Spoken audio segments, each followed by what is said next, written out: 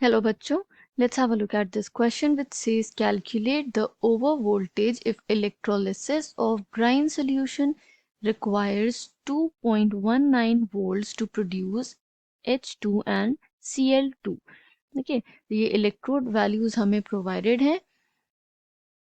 इसमें हमें find out करना है कि जब हम इलेक्ट्रोलिसिस करते हैं ब्राइन सॉल्यूशन की तो उसमें रिक्वायर्ड वोल्टेज 2.19 वोल्ट्स होता है, जिससे हम hydrogen gas and chlorine gas को प्रोड्यूस कर सकते हैं।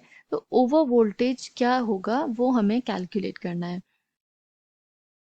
की concept here is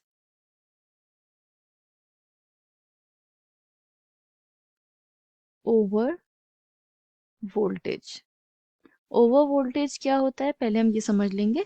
तो over voltage is the excess potential required for the discharge of ions at an electrode over the equilibrium potential of electrode. तो जितना इक्विलिब्रियम पोटेंशियल होता है इलेक्ट्रोड का, उससे जो एक्सेस में हमें पोटेंशियल रिक्वायर्ड होता है that is known as over voltage. तो हमें ओवर वोल्टेज फाइंड आउट करना है जब हम इलेक्ट्रोलिसिस करेंगे ब्राइन सॉल्यूशन की। ब्राइन सॉल्यूशन क्या होता है? Brine solution is the concentrated solution of NaCl in water। तो NaCl का concentrated solution water में क्या कहलाता है? Brine solution. अब इसमें क्वेश्चन में हमसे हमें बता रहे हैं कि H2 gas and chlorine gas evolve हो रही हैं।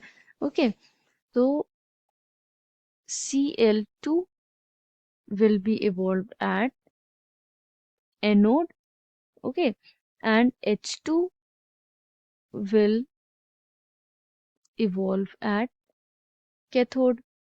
बिकॉज हम ई नॉट वैल्यूज देखें अगर, तो हाइड्रोजन के लिए इट इज़ 0 एंड क्लोरीन के लिए इट इज़ -1.36। और हमें पता है जिसकी हायर वैल्यू होती है ई नॉट की या इलेक्ट्रोड पोटेंशियल की, वो उसमें ज़्यादा टेंडेंसी होती है टू गेट रिड्यूस। तो इसलिए hydrogen will be produced at cathode, क्योंकि कैथोड पे रिडक्शन होगा। ओके, तो इसलिए क्लोरीन एनोड पे प्रोड्यूस होगी एंड हाइड्रोजन गैस कैथोड पे। हम रिएक्शंस देख लेते हैं। पहले हम कैथोड रिएक्शन देख लेंगे।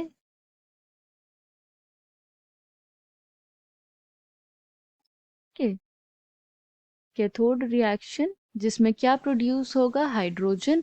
तो हाइड्रोजन कैसे प्रोड्यूस हो सकता है? जब H प्लस आयंस इलेक्ट्रॉन को एक्सेप्ट कर ले तो इट विल फॉर्म H2। के बैलेंस करते हैं इसको हाफ। इसके लिए ई नॉट क्या गिवन है? E naught value is given as 0। अब हम एनोड रिएक्शन देख लेते हैं। तो एनोड रिएक्शन क्या होगी? एनोड पे प्रोड्यूस हो रहा है क्लोरीन गैस। तो क्लोरीन किससे फॉर्म होगी? It will form from chloride ion. Chloride ion will give up electrons, क्योंकि यहाँ पे क्या हो रहा है? ऑक्सीडेशन हो रहा है। तो क्लोराइड आयन इलेक्ट्रॉन्स को रिलीज करके क्लोरीन गैस फॉर्म कर लेंगे। ओके, तो प्रोडक्ट साइड पे इलेक्ट्रॉन्स लिखा है, इट डिपिक्ट्स के इलेक्ट्रॉन्स लूज हो रहे हैं। Cl2 प्रोड्यूस हो रहा है तो it will be 2 chloride ion, और 2 क्लोराइड हैं तो यहाँ पे 2 इलेक्ट्रॉन्स हो जाएंगे।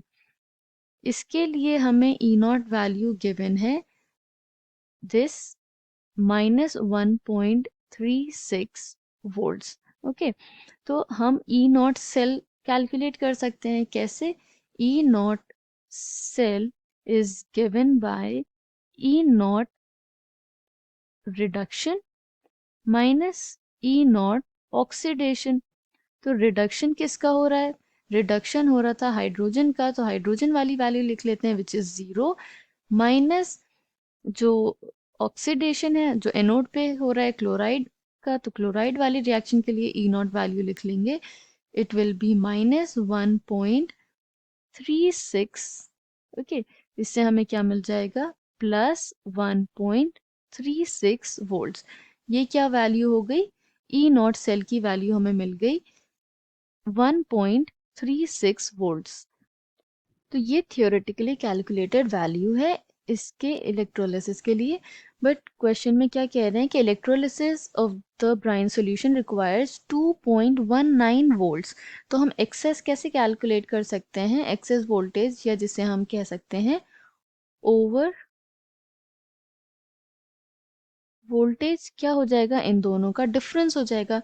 तो रिक्वायर्ड वैल्यू जो हमें गिवन है, ओके, तो रिक्वायर्ड वोल्टेज में से जो हमने कैलकुलेट किया है थियोरेटिकली कैलकुलेटेड वैल्यू, उसे हम माइनस कर दें तो ओवर वोल्टेज क्या हो जाएगा? Required value it is 2.19 volts minus calculated value which was plus 1.36 volts. It will be plus minus minus हो जाएगा तो इसका डिफरेंस क्या आ जाएगा? It will be 0.83 volts. तो ओवर वोल्टेज हमने कैलकुलेट किया which is 0.83 volts. So this is the over voltage required for the electrolysis of brine solution. I hope you understood it well. Thank you and best of luck.